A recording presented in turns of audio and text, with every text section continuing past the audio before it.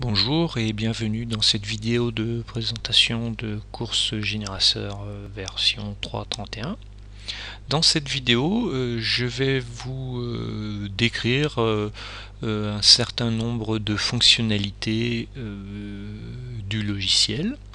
Donc je vais commencer par la colonne taille. Donc cette colonne, quand vous double-cliquez dessus, vous avez la possibilité de sélectionner un certain nombre d'icônes, par exemple indiquer si c'est un point haut ou un point bas, sachant qu'il y a une fonctionnalité qui permet de les détecter automatiquement. D'indiquer si c'est un ravitaillement, alors s'il n'y a pas de ravitaillement, s'il y a un ravitaillement complet ou si c'est un point d'eau, et après d'autres icônes je dirais qui sont plus accessoires mais qui permettent de marquer le terrain, comme marquer l'emplacement, qui sera quand même assez important, ce qui sera important parce que c'est à partir de cette marque là, le petit drapeau, que vous allez pouvoir créer le résumé. Chaque ligne de résumé, chaque ligne qui apparaîtra dans l'onglet résumé apparaîtra parce que vous avez mis ce drapeau. Vous avez aussi les lieux remarquables, les notes et les informations. Donc ça, c'est à utiliser en fonction de vos envies. Voilà, donc on voit par exemple que sur le point qui a été sélectionné ici, c'est un ravitaillement et que je l'ai marqué parce que je veux qu'il apparaisse dans le résumé. D'ailleurs, on verra ici, donc le nom du point c'est l'étape, et si je vais dans résumé, et ben j'ai ici l'étape. Donc là, par exemple, parce que j'ai mis le petit drapeau, et ben je vois le numéro de la ligne, son altitude, la distance, le temps de passage, l'heure de passage, jour et heure de passage. Si vous êtes sur plusieurs jours, ça peut être important. Le delta temps par rapport, par exemple, au point précédent, le delta de distance, le delta de D plus, le delta de D moins, la vitesse ascensionnelle, la vitesse de descente, le pourcentage de pente moyen à la montée et à la descente, et si vous avez un commentaire. Voilà. Après, vous avez aussi la possibilité de régler les barrières horaires. Donc par exemple ici je peux très bien dire que la barrière horaire elle est par rapport au départ, on n'est pas en heure de passage mais en temps de passage, comme ça si l'heure de départ venait à changer, et ben votre temps, le temps par rapport au départ ne serait toujours le même. Donc par exemple là on pourrait très bien dire que il fallait arriver à avant 17 heures de course à ce point là. Donc si je fais ça là, hop, là j'ai à cet endroit là, là il n'y a pas de problème, le logiciel il dit que tout va bien puisque vous avez mis une barrière horaire à 17 heures. Le logiciel lors du calcul a estimé que c'était 16h38, donc il n'y a pas de problème. Donc là on va modifier, et ben là on va lui enlever une heure, on va dire 16h. Ah, là il y a eu des changements puisque la ligne elle va passer en rose, et vous allez surtout avoir un indicateur qui apparaît en bas qui dit que vous avez dépassé dans le calcul les barrières horaires. Donc là par exemple si je me mets au début, c'est pouvoir faire voir la fonctionnalité, si vous cliquez dessus il va vous positionner sur la première barrière horaire qui a été dépassée.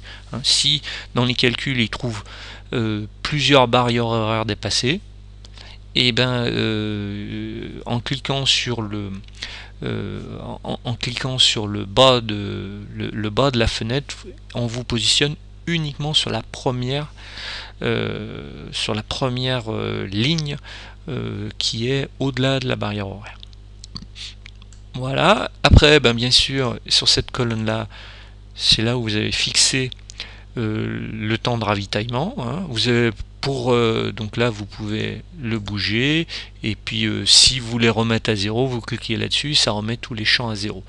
Pour avoir une colonne vide, il suffit de mettre l'heure à 0, et à ce moment-là vous aurez par exemple, si je fais ça, hop, tout a disparu, et là par exemple je peux le ressaisir, je vais remettre 45 minutes. Voilà. Donc après, pour le nom, bien sûr vous pouvez saisir un nom.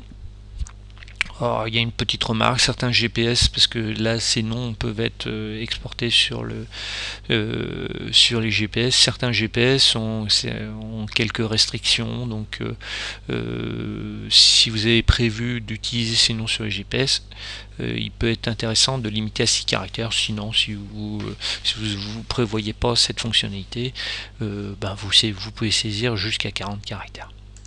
Voilà, et bien sûr vous pouvez saisir un commentaire.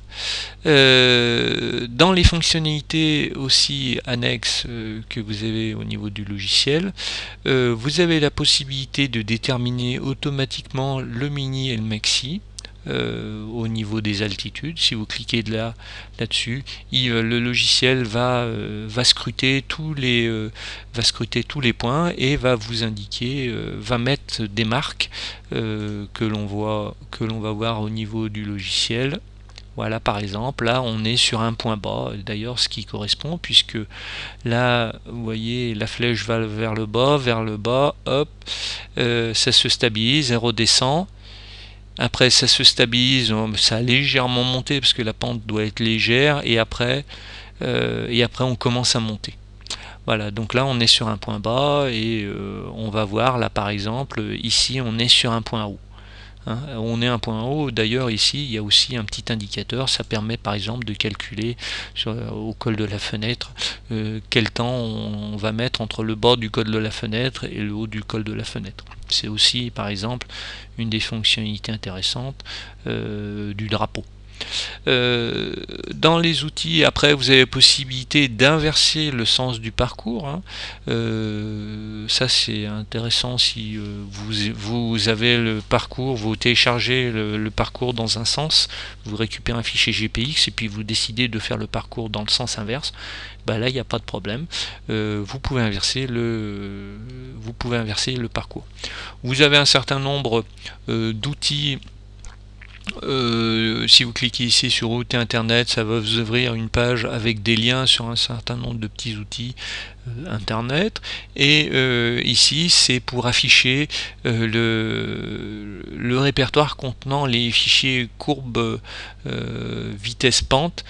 Ça c'est si vous avez décidé par exemple de les sauvegarder ou de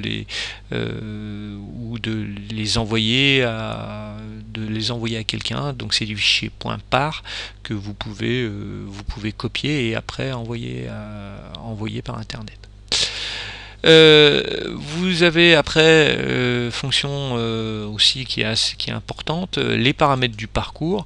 Donc là les paramètres du parcours, on va donner un nom au parcours, donc là c'est limité à 15 caractères, un descriptif, on va donner l'heure de départ, la date et l'heure de départ, c'est important pour la colonne heure, et ça sera aussi important si vous décidez d'utiliser le coefficient de nuit. Vous avez aussi la possibilité de dire d'indiquer si vous voulez prendre en compte l'effet de l'altitude.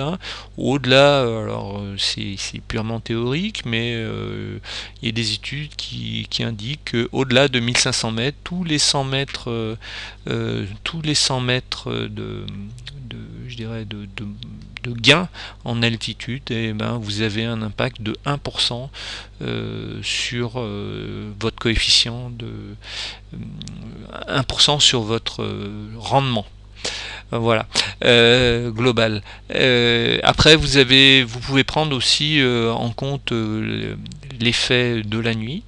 Donc là pour cela il suffit de cocher la case, d'indiquer l'heure de début de nuit, l'heure de fin de nuit, Et après, je dirais, quel coefficient vous souhaitez mettre. C'est-à-dire, ça c'est quelque chose qui va venir, c'est-à-dire que là, vous décidez, vous indiquez avec 97%, vous indiquez que vous allez perdre 3% de rendement global parce que c'est la nuit, parce qu'il y a l'obscurité, parce que physiologiquement votre corps peut avoir une réaction ou vous endormez un petit peu, voilà. Alors c'est toujours un peu difficile à établir, mais bon, voilà. Par exemple, si vous avez une vue qui est un peu, qui a quelques soucis de nuit, ben, ça peut être intéressant par exemple de le régler. Certains mettront 100%, comme d'autres mettront 90% parce qu'ils ne sont pas à l'aise la nuit. Voilà. Et là, vous avez un outil, vous avez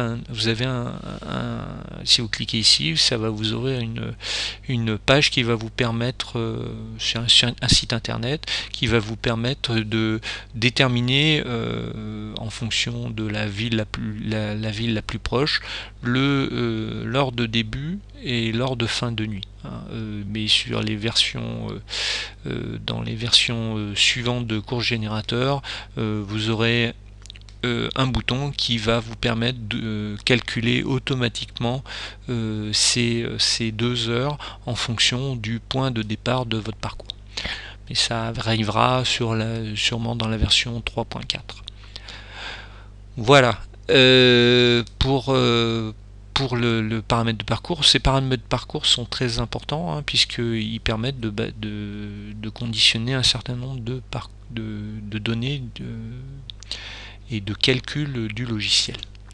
Donc on va voir. Après, vous avez la possibilité de générer en fait des rapports au format HTML et de générer un fichier KML pour Google Earth. Donc là, je vous laisse essayer, hein. C'est un peu dans le même style que le fichier pour le rapport au format HTML. C'est un peu dans le même style que le résumé, mais si ce n'est que c'est une page HTML. Et pour le fichier KML, donc c'est un fichier KML que vous allez après pouvoir ouvrir avec Google Earth, et où dessus vous allez voir votre parcours avec vos temps. Vous avez la possibilité de voir vos heures et temps de passage. Voilà. Ici, vous avez la possibilité donc de copier des coordonnées, hein, des coordonnées GPS. Vous avez la possibilité de sélectionner un ensemble de lignes, hein, dire je vais sélectionner de la ligne 1 à la ligne de la ligne 1 à la ligne 500. Donc ça va être utile par exemple si vous voulez faire une sauvegarde partielle du parcours, ou si vous voulez modifier un ensemble, si vous voulez modifier le coefficient de terrain ou le coefficient de fatigue. Voilà. Après, vous avez d'autres fonctionnalités. Alors c'est pour mettre rapidement le drapeau, par exemple F6, et après pour vous déplacer très rapidement entre les marques, hein. C'est ce que je fais ici, c'est-à-dire que si je fais ici, je vais me déplacer d'une colonne tag, du moins d'une ligne où il y a un indicateur à une autre ligne, et ainsi de suite, hein. Ça vous permet de vous déplacer rapidement dans le logiciel. Voilà. Et ici dans le menu fichier, vous avez donc toute l'ouverture. Vous avez après la possibilité de sauvegarder une partie du parcours en GPX, CGX, TCX et CSV. Alors c'est très pratique si vous voulez tronçonner votre parcours. Et vous avez la possibilité d'importer et d'exporter des points. Donc ça c'est pratique. Si vous avez par exemple pour l'édition, je prends le cas de la Montagnarde 2012, où j'ai créé un certain nombre de points. J'ai renseigné un certain nombre de points particuliers, des ravitaillements, ainsi de suite, et je décide de la faire l'année prochaine, mais l'année prochaine ils ont changé le parcours, mais je veux quand même récupérer ce que je peux des points que j'avais créés en 2012 pour l'édition 2013. Ça je vais pouvoir le faire, je vais exporter ces points, et après je vais ouvrir le nouveau parcours en 2012. En 2013, et je vais importer ces points, et ça va me permettre de récupérer les données tag, les données de récup, les données ravito, le nom et le commentaire. Voilà, donc ça c'est très pratique. Par contre, ça n'a pas d'influence sur la difficulté du terrain et le coefficient. Voilà, et vous avez aussi la possibilité de dire que vous voulez travailler hors connexion, c'est-à-dire à ce moment-là, si vous êtes hors connexion, vous n'avez plus l'onglet internet et vous n'avez plus la page qui se rafraîchit en bas avec la carte